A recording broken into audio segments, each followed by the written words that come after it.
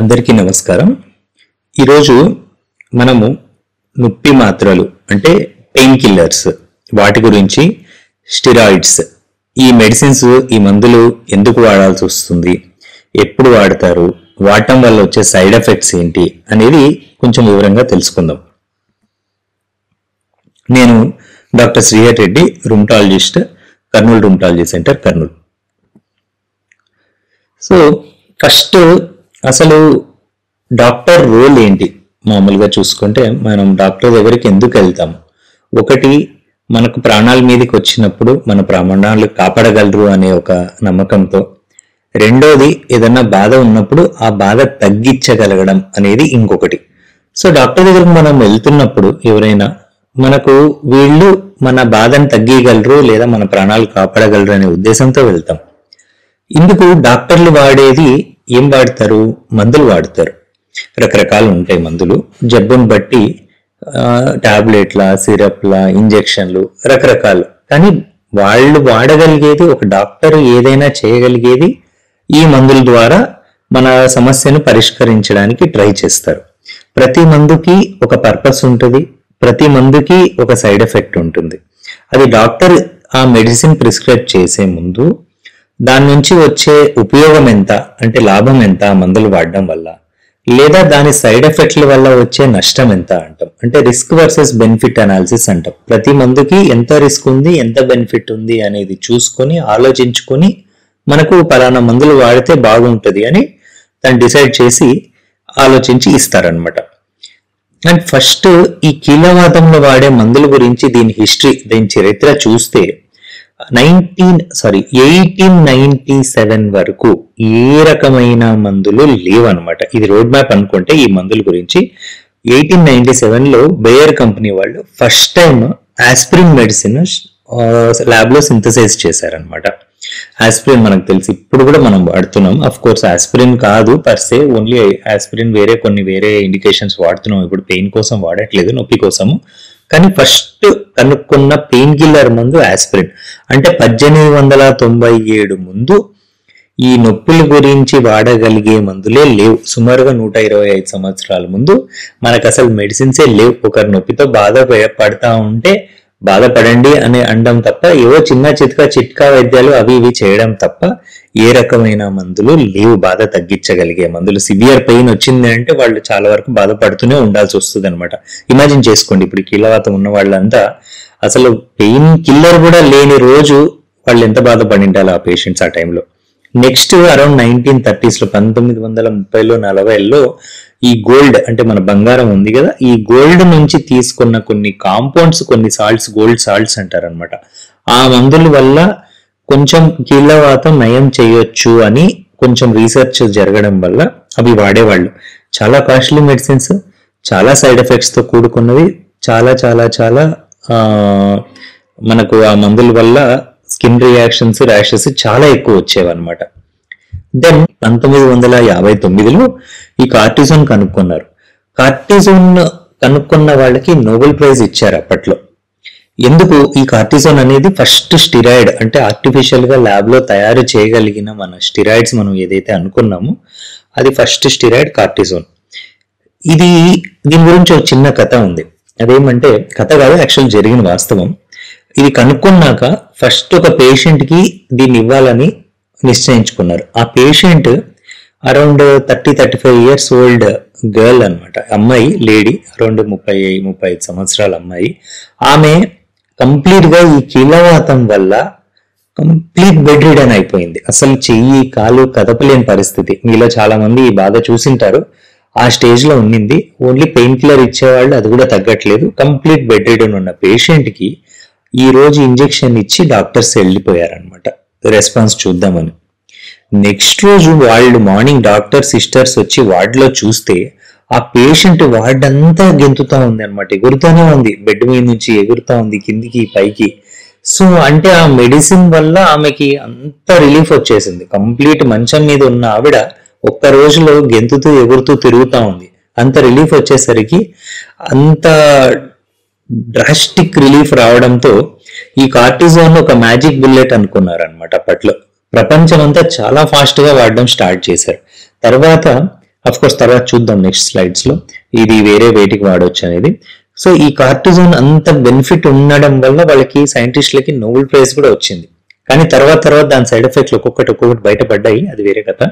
కానీ the first real benefit అసలు patient కి ఎప్పుడు స్టార్ట్ అయిందంటే ఈ కార్టిజోన్ స్టార్ట్ చేసిన తర్వాతే.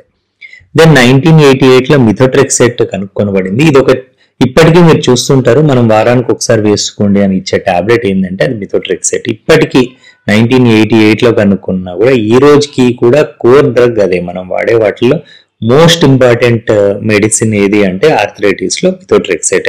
అంటే ఒక చిన్న విషయం ఏమంటే ఈ మిథోట్రెక్సేట్ కనుక్కున్న ఆయన మన తెలుగువాడు కావడం మనకు చాలా గర్వకారణం. ప్రపంచం అంతా ఆయన గుర్తించింది, మనం గుర్తించట్లేదు ఆయన్ని. ఎల్లాప్రగడ సుబ్బారావు గారు, మనము డాక్టర్లుగా మేము, పేషెంట్లుగా ఆర్థరైటిస్ పేషెంట్లుగా మీరు ఆయన ఫోటో పెట్టుకోవాల్సిన అవసరం ఉందన్నమాట. అది లేకపోతే ఈరోజు చాలా మంది చాలా బాధపడేవాళ్ళు. ఎందుకంటే నెక్స్ట్ 10 సంవత్సరాల వరకు చాలా సిగ్నిఫికెంట్ మెడిసిన్ ఏది రాలేదు. 1997లో 97లో ఫస్ట్ బయోలాజిక్ అప్రూవ్ అయింది అనమాట, ఎటానర్సెప్ట్ అని. ఈ బయోలాజిక్ మెడిసిన్స్ ఏంటంటే రీసెంట్ గా వచ్చిన మెడిసిన్స్ ఇవన్నీ కూడా కీళ్ళవాతం సంబంధించిందే, కానీ టార్గెట్ గా మనకు స్పెసిఫిక్ గా ఎక్కువ సైడ్ ఎఫెక్ట్స్ లేకుండా ఇచ్చే మెడిసిన్స్ అనమాట. ఇంజెక్షన్ రూపంలో ఇస్తారు. వీటి గురించి మళ్ళా చూద్దాం. బట్ 1997 ఒక ల్యాండ్ మార్క్ ఇయర్ కింద చూసుకుంటాం రుమటాలజీలో. ఈ బయోలాజిక్ వాడగలగడం అనేది ఒక చాలా గొప్ప విషయం అనమాట సైంటిఫిక్ కమ్యూనిటీలో. అండ్ ఇంకొకటి, బయోలాజిక్స్ ఇంజెక్షన్స్ చాలా కాస్ట్లీ ఉన్నాయి. నెక్స్ట్ బయోలాజిక్స్ లాంటిది టాబ్లెట్ రూపంలో కనుక్కోవడం జరిగింది. అప్రూవల్ 2012లో జరిగింది, అది టోఫాసిట్నిబ్. ఈ రోజు మనకి ఇండియాలో కూడా ఇవన్నీ అవైలబుల్ ఉన్నాయి. సో ఇది చూస్తే ఒక చరిత్ర, మనం కీళ్ళవాతంలో ఏ మందులు వాడుతున్నాం, ఎప్పుడెప్పుడు కనుక్కున్నాం అనేది ఒక చిన్న చరిత్ర అనమాట, బ్రీఫ్ ఇంట్రడక్షన్. ఇవన్నీ లేకపోతే ఇమాజిన్ చేసుకోండి, ఈ మెడిసిన్స్ లేకపోతే పేషెంట్స్ అందరూ ఇలా ఒక బెడ్ లో కూర్చొని బాధపడుతూ ఉండాల్సిన పరిస్థితి ఉండేది. అదృష్టవశాత్తు మనకి చాలా మందులు అందుబాటులో ఉన్నాయి, కానీ వాటిని వాడుకోవడం చాలా ఇంపార్టెంట్, ఎలా వాడుకుంటామని. సో బ్రాడ్ గా మనం డిసైడ్ చూస్తే కీళ్ళవాతంలో వాడగలిగే మందులు 3 రకాలుగా మనం డివైడ్ చేయొచ్చు. ఒకటి స్టెరాయిడ్లు, సెకండ్ది ఎన్ఎస్ఐడ్స్ అంటాం, అంటే non steroidal anti inflammatory drugs అంటాము. అవి ఏం లేదు, పెయిన్ కిల్లర్స్ ని టెక్నికల్ వర్డ్ అది. ఎన్ఎస్ఐడ్స్ అనేది మనం కామన్ గా పెయిన్ కిల్లర్ అంటాం, నొప్పి మాత్రలు అవి. So steroid, painkiller. And third the most important DMARDs అంటాం అనమాట, disease modifying anti rheumatic drugs. స్టెరాయిడ్లు కానీ పెయిన్ కిల్లర్లు కానీ జబ్బుని పెద్దగా మార్చవన్నమాట. నొప్పి తగ్గిస్తాయి, బాధను తగ్గిస్తాయి, కానీ జబ్బుని మార్పు చేయవు. అంటే ఆ వాతం అంటాం కదా, మనకు వాపు ఉండేది కానీ ఆ లోపల ఉండే డిసీజ్ ప్రాసెస్ ని, ఆ ప్రక్రియని ఆపలేవు. ఈ డిమార్ట్స్ అవి చేస్తాయి. సో ఇవి మెయిన్ డ్రగ్స్ మనకు యూజ్ చేసే దాంట్లో. సో మామూలుగా ఈ కీళ్ళవాతంలో జరిగేది ఏమంటే, ఏ జాయింట్లైనా ఇన్ఫ్లమేషన్ అంటాం. అంటే ఆ జాయింట్ లో మన ఇమ్యూన్ సిస్టమ్, ఇంతకుముందు వీడియోలో చూసుకున్నాము, ఆ ఇమ్యూన్ సిస్టమ్ అనేది మనకు అబ్నార్మల్ గా పనిచేయడం వల్ల జాయింట్ లో ఇన్ఫ్లమేషన్ అనేది వస్తుంది. ఈ మెడిసిన్స్ అన్ని ఏం చేస్తాయి, మనం చెప్పుకున్న మెడిసిన్స్ అన్ని కూడా ఇన్ఫ్లమేషన్ ని తగ్గిస్తాయి అన్నమాట. ఆ ఇన్ఫ్లమేషన్ తగ్గడం వల్ల నొప్పి బాధ తగ్గుతుంది. ఇది బేసిక్ కోర్ కాన్సెప్ట్ ఈ మన కీళ్ళవాతంలో వాడే ఏ మెడిసిన్ అయినా కూడా. సో ఫస్ట్ స్టెరాయిడ్ల గురించి వస్తే, సో ఈ స్టెరాయిడ్లలో చాలా రకాలు ఉన్నాయి. కామన్ గా హైడ్రోకార్టిసోన్ అంటాం, హైడ్రోకార్టిసోన్ దొరుకుతుంది. ఎక్కువ వాడేది ప్రెడ్నిస్లోను, మిథైల్ ప్రెడ్నిస్లోను. ఇది కాకుండా చాలా పవర్ఫుల్ ది, బయట కొంచెం ఎక్కువగా మిస్యూజ్ అయ్యే డ్రగ్స్ లో డెక్సామిథాసోన్ ఒకటి, అండ్ ఇంకొకటి డెఫ్లజకార్ట్. ఇది కొత్తది, మోస్ట్ రీసెంట్ స్టెరాయిడ్ కనుక్కోయింది అనమాట. సో ఇలా ఇంకా ఉన్నాయి. ఇవి చూస్తే ఒక రఫ్, ఇవి ఏమనేది పట్టించుకోదండి డిసీజెస్ అని. కానీ ఇవే కాకుండా ఇట్లాంటివి చాలా రకాల జబ్బుల్లో ఈ స్టెరాయిడ్లు వాడతాం. మీరు చూస్తే pulmonology, dermatology, endocrinology, gastroenterology, haematology, rheumatology, ophthalmology, nephrology, neurology, cardiology, స్టెరాయిడ్లు వాడని బ్రాంచ్ ఆఫ్ మెడిసిన్ లేదు. ప్రతి ఒక్క డాక్టర్ కూడా స్టెరాయిడ్ వాడాల్సిన పరిస్థితి ఒక్కొక్కసారి వస్తుంది. ఇవే కాకుండా మనకు ఒక్కొక్కసారి క్రిటికల్ కేర్ పేషెంట్, అంటే ఐసీయూలో ప్రాణాల మీదకి వచ్చిన వాళ్లకు కూడా ఒక్కొక్కసారి స్టెరాయిడ్లు వాడి ప్రాణాలు కాపాడాల్సిన పరిస్థితి వస్తుంది. లైఫ్ సేవింగ్ డ్రగ్స్ స్టెరాయిడ్స్ ఒక్కొక్కసారి. కానీ ఈ స్టెరాయిడ్స్ ఇవన్నీ అనేవి రెండంచుల కత్తి లాంటిది అనమాట. బెనిఫిట్స్ ఎట్లా ఉంటాయి, సైడ్ ఎఫెక్ట్స్ కూడా అట్లే ఉంటాయి. చూద్దాం. సో ఇవి మనకు రక్తంలో ఉండే తెల్ల రక్త కణాలు ఇన్ఫ్లమేషన్ జస్ట్ పాత్వే ఇది, మీకు ఒక ఐడియా కోసం పెడుతున్నాను.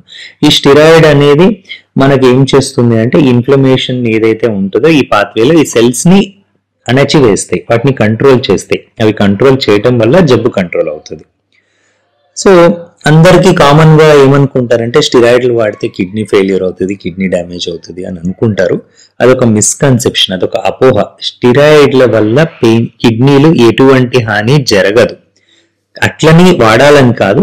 సో గుర్తుపెట్టుకోండి, స్టిరాయిడ్ వల్ల కిడ్నీకి పెద్దగా హాని ఏం జరగదు. ఇన్ఫాక్ట్ కిడ్నీ సమస్యల్లో కొన్నిట్లో స్టిరాయిడ్ మెయిన్ ట్రీట్మెంట్ అవుతుంది అనమాట. కిడ్నీని ఒక్కోసారి కాపాడుతుంది స్టిరాయిడ్.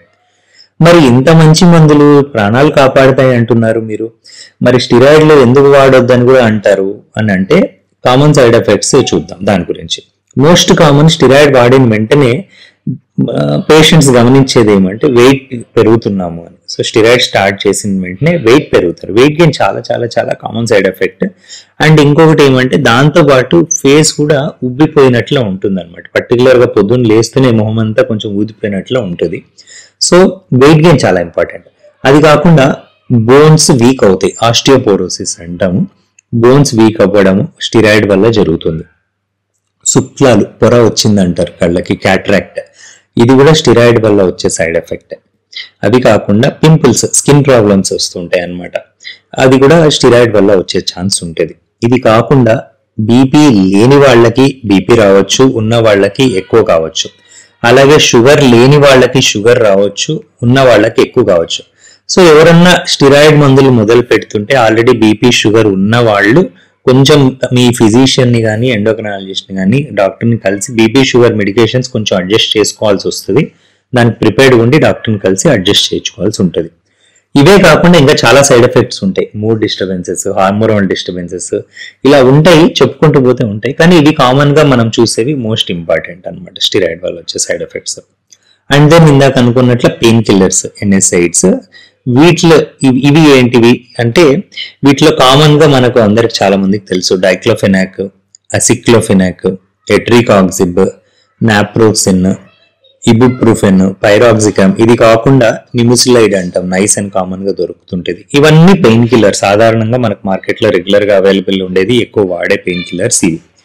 సో ఇవి ఏం చేస్తాయి, ఈ ఎన్ఎస్ఐడ్స్ కూడా మనకు సేమ్ మనం ఇందాక అనుకున్నట్లే ఇన్ఫ్లమేషన్ అనేది ఆ జాయింట్ లో ఏదైతే ఉంటుందో అది తగ్గిస్తుంది, కానీ ఇది వేరే మెకానిజం తో చేస్తుంది అనమాట. సైక్లోఆక్సిజనేస్ అని ఒక ఎంజైమ్ ఉంటుంది, దాన్ని బ్లాక్ చేయడం వల్ల ఇన్ఫ్లమేషన్ తగ్గి ఆ నొప్పి ఏదైతే ఉందో అది తగ్గిస్తుంది. ఇది కామన్ గా మనకు ఈ రకంగా పనిచేస్తుంది అనమాట ఈ పెయిన్ కిల్లర్. కానీ సైడ్ ఎఫెక్ట్స్ దీంట్లో ఎందుకు వస్తాయి అంటే ఈ కాక్స్ ఎంజైమ్ అనేది బాడీకి కొంచెం మనకు అవసరం కొన్ని చోట్ల, అది బ్లాక్ కావడం వల్ల ఈ సైడ్ ఎఫెక్ట్స్ వస్తాయి. పర్టికులర్ గా కొంతమంది పెయిన్ కిల్లర్ వాడితే కాళ్ళ వాపులు గమనించుకుంటారు, గ్యాస్ ట్రబుల్ రావచ్చు, తీవ్రంగా కొంతమందికి పెప్టిక్ అల్సర్స్ అంటాం, గ్యాస్ కడుపులో పుండ్లు వచ్చేసి బ్లీడింగ్ కూడా అయ్యే రిస్క్ ఉంటుంది. సో కొంచెం జాగ్రత్తగా వాడాలి పెయిన్ కిల్లర్. లాంగ్ టర్మ్ లో దీర్ఘకాలికంగా ఈ పెయిన్ కిల్లర్స్ వాడడం వల్ల గుండె కూడా కొంచెం ఎఫెక్ట్ అవుతుంది, గుండె పోటు వచ్చే ఛాన్స్ ఉంటుంది లాంగ్ టర్మ్ లో అన్కంట్రోల్ గా వాడడం వల్ల. అండ్ కిడ్నీ సమస్యలు, ముఖ్యంగా మనం పెయిన్ కిల్లర్స్ వాడొద్దండి కిడ్నీ సమస్యలు వస్తాయి అని చెప్పేది ఈ ఇందాక చెప్పుకున్న ఎన్ఎస్ఐడ్స్ నుంచి. చాలా జాగ్రత్తగా వాడాలా, ఎవరికి నచ్చినట్లు వాళ్ళు వాడుకోకూడదు.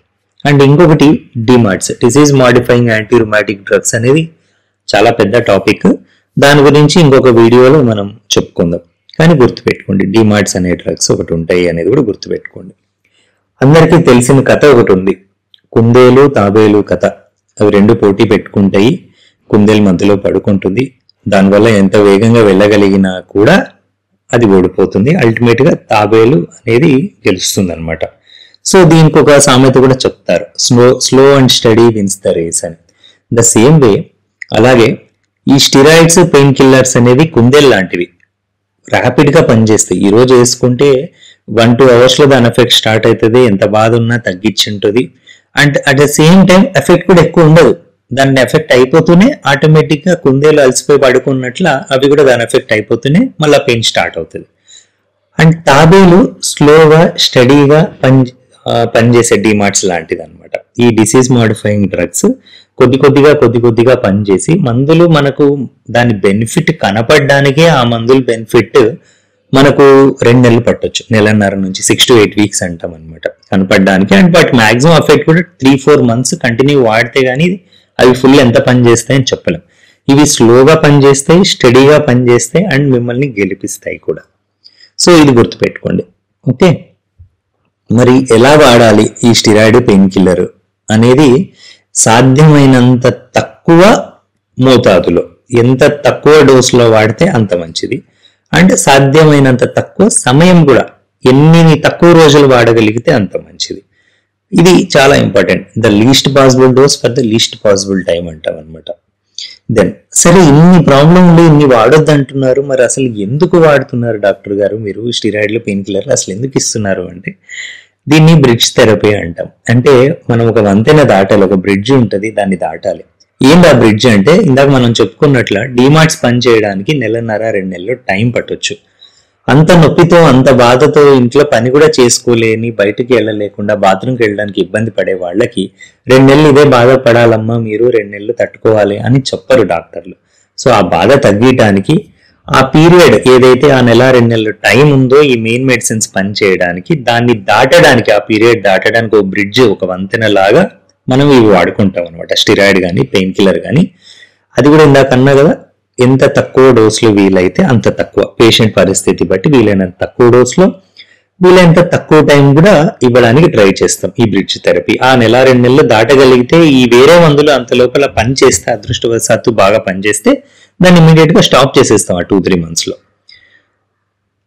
అండ్ కానీ ప్రాబ్లం ఎక్కడ వస్తుందంటే, బికాజ్ జనాలకి తెలిసిపోతుంది అనమాట. ఫస్ట్ 1-2 మంత్స్ కొంచెం బాధ తగ్గడానికి పెయిన్ కిల్లర్ స్టిరాయిడ్ ఇచ్చింటాము, ఇదేమో వీక్లీ వన్స్ ఫోలిట్రాక్స్ ఇచ్చింటాం, మిథోట్రెక్సేట్, అరే ఏం పని చేయట్లేదు, ఇది వారానికి ఒకసారి వేసుకుంటున్నాం, వేసుకున్న రోజు మనకేమీ డిఫరెన్స్ కనపడట్లేదు అనుకుంటారు.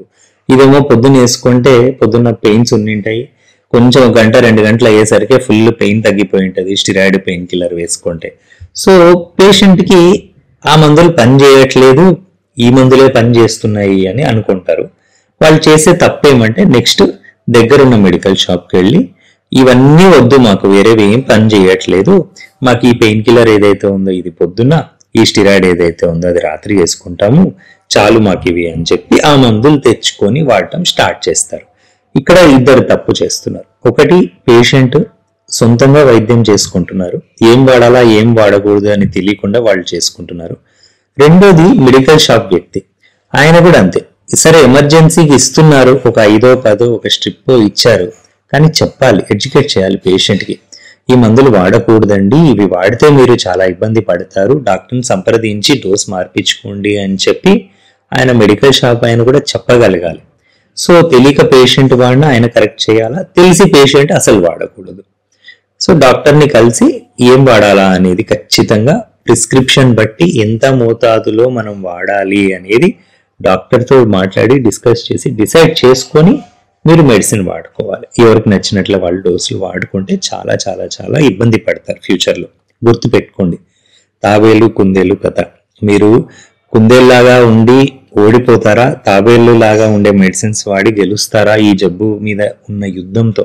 It's like war. రోజు మీరు యుద్ధం చేసినట్లే ఉంటుంది ఆ జబ్బుతో. సో దాని మీద గెలిచాలి అంటే కొన్ని జాగ్రత్తలు తీసుకోవాలి. అండ్ ఈ సైడ్ ఎఫెక్ట్స్, ఇందాక మనం చెప్పుకున్న సైడ్ ఎఫెక్ట్స్ అన్నీ కూడా మనము వీలైనంత వరకు మనకు రాకుండా చూసుకోవాలి. వైద్యం వాడాలి వీలైనంత తక్కువ సైడ్ ఎఫెక్ట్స్ తో.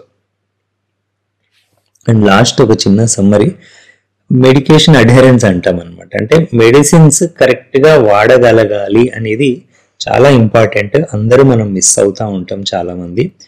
కరెక్ట్ గా వాడలేకపోతే స్కిప్ చేయడం, అంటే కొన్ని డోసులు మిస్ చేయడం, చేంజ్ చేయడం, అంటే ఒకటి చెప్పింటే 2 వేసుకోవడం, లేదా అసలు మర్చిపోవడం, వేసుకోకుండా మర్చిపోవడం, ఇట్లాంటివి ఏం చేసినా కూడా మనము దేనికోసం అయితే మనం డాక్టర్ దగ్గరికి వెళ్ళినామో అది మనం ఆ టార్గెట్ రీచ్ కాలేమన్నమాట.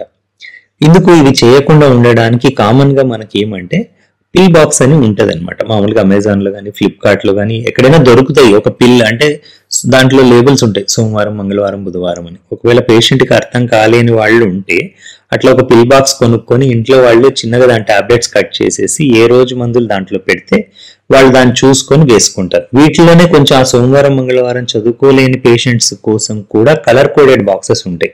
ఒక్కొక్క రోజు ఒక్కొక్క కలర్, ఉదయం ఒక కలరు, రాత్రి ఒక కలరు. ఆ బాక్సెస్ వాడుకొని పేషెంట్ కరెక్ట్ గా మందులు తీసుకునేటట్లా చేయొచ్చు అనమాట. రిమైండర్స్, టెక్నాలజీ ఉంది, కరెక్ట్ వాడుకోవాలా. సండే ఒకసారి పెట్టింటాను టాబ్లెట్, సార్ గుర్తుండట్లేదు మర్చిపోయినాను అంటే పర్వాలేదు, అలారం పెట్టుకోండి. ఎవ్రీ సండే పలానా టైం వేసుకునే టైంకి ఒక రిమైండర్ పెట్టుకోండి, అలారం పెట్టుకోండి. ఆ టైంకి కరెక్ట్ ఆ మెడిసిన్ వేసుకోండి. మీరు పెట్టుకోలేకపోతే ఇంట్లో వాళ్ళు చూసుకోగలిగే వాళ్ళు ఎవరైతే ఉంటారో వాళ్ళ హెల్ప్ తీసుకోండి. ఇట్లా టైంకి వేసుకోలేకుండా ఉన్నాము, గుర్తుండట్లేదు, లేదా ఏ పూట ఏది మీకు క్లియర్గా అర్థం లేకపోతే ఇంట్లో వాళ్ళు సాయం చేయడానికి రెడీగా ఉంటారు. వాళ్ళని అడిగి కరెక్ట్గా వేపించుకొని దాని ప్రకారం చేసుకోండి. అంటే ఏ డాక్టర్ దగ్గరికి వెళ్ళినా మీరు ఆల్రెడీ ఏవే మందులు వాడుతున్నారు, ఏ మోతాదులో వాడుతున్నారు అనే ప్రిస్క్రిప్షన్స్ అండ్ ఆల్రెడీ ఇంకా ప్రిఫరబుల్ ఏమంటే ప్రిస్క్రిప్షనే కాకుండా మందులు ఏవైతే డబ్బా మీద ఉంటుందో ఆ మెడిసిన్స్ అన్ని కూడా తీసుకెళ్లి ఆ డాక్టర్ చూపించడం మంచిది. అంటే ఇప్పుడు ఫర్ ఎగ్జాంపుల్ బీపీ షుగర్ ఉన్నాయి, ఆ బీపీ షుగర్ డాక్టర్తో చూపిస్తుంటారు, మీరు రెగ్యులర్గా ఆ మందులు ఏం వాడుతున్నారో చూపిస్తుంటారు. ఇప్పుడు నా దగ్గరకు వచ్చినప్పుడు రుమటాలజిస్ట్ దగ్గరికి మీరు ఆ బీపీ షుగర్ మందులన్నీ కూడా తీసుకొని రావాలి. ఎందుకంటే ఏం మెడిసిన్ వాడుతున్నారు, ఎంత డోస్లో వాడుతున్నారు అనేది ట్రీటింగ్ డాక్టర్కి తెలియాలి. ఎందుకంటే నేను ఇప్పుడు ఆల్రెడీ మీకు బీపీ షుగర్ ఉందంటే ఇందాక నేను అన్నట్లా నేను స్టిరాయిడ్ డోస్ కొంచెం జాగ్రత్తగా చూసుకోవాల్సి ఉంటుంది. సో స్టిరాయిడ్ ఎట్లా పడితే అట్లా ఇవ్వడానికి లేదు నేను, ఎందుకంటే మళ్ళీ మీకు బీపీ షుగర్ అబ్నార్మల్ అయ్యే ఛాన్స్ ఉంది. లేదు ఇవ్వాల్సిన పరిస్థితి ఉంది ఖచ్చితంగా అంటే నేను అడ్వైస్ చేయగలను, అమ్మ మీకు బీపీ షుగర్ ఉన్నాయి కదా, మీరు ఆ డాక్టర్ దగ్గరికి వెళ్ళండి, డోస్ అడ్జస్ట్ చేస్తారు, నేను స్టిరాయిడ్ పెట్టాల్సి వస్తుంది అని. అదేవిధంగా కొన్ని మెడిసిన్ టు మెడిసిన్ ఇంటరాక్షన్ అంటాం. కొన్ని మందులు వాడే వాళ్ళకి ఇంకొన్ని మందులు వాడితే రియాక్షన్ వచ్చే ఛాన్స్ ఉంటుంది. డాక్టర్కి మీరు చూపించగలిగితే ఈ మందులు వాడుతున్నాము మేము అని, ఆ రియాక్షన్ వచ్చే మందులు ఏమైనా ఉన్నాయో ఆ రెండు కలిపి వేసుకోవచ్చా వేసుకోకూడదు అనేది డాక్టర్ డిసైడ్ చేసి మీకు దాని తగ్గట్టు ఇబ్బంది లేని మెడిసిన్ ఇస్తాడనమాట. అండ్ ఇంకొకటి ఏమంటే మెడిసిన్ ఎప్పుడు కూడా డాక్టర్ ప్రిస్క్రైబ్ చేసిన డోసెస్ ప్రకారం వాడాలి, చెప్పిన టైం ప్రకారం వేసుకోవాలి అండ్ చెప్పిన పద్ధతిలో వేసుకోవాలి. ఇవన్నీ మీరు ఫాలో కాగలిగితే కరెక్ట్గా మీకు వీలైనంత తక్కువ సైడ్ ఎఫెక్ట్స్తో జబ్బు కంట్రోల్ చేసుకునే ఛాన్స్ ఉంటుంది. ఏదైతే డిసీజ్ మీరు సఫర్ అవుతున్నారో దాన్ని మీరు జయించి వీలైనంత వరకు నార్మల్గా ఉండడానికి ప్రాబబ్లీ ఛాన్స్ ఉంటుంది. ఓకేనా? సో ఐ హోప్ ఈ వీడియో నుంచి మీకు కొంచెం ఏదైనా యూస్ఫుల్ ఇన్ఫర్మేషన్ వచ్చింది అనుకుంటున్నాను. థ్యాంక్ యూ ఇంతసేపు వీడియో చూసినందుకు. ఇంకా మీకేమన్నా పలానా టాపిక్ గురించి వీడియో చేయాలి అని అనిపిస్తే కామెంట్స్లో పెట్టండి. వీలైనప్పుడు టైం ఉన్నప్పుడు నేను దాన్ని వీడియో చేయడానికి ట్రై చేస్తాను.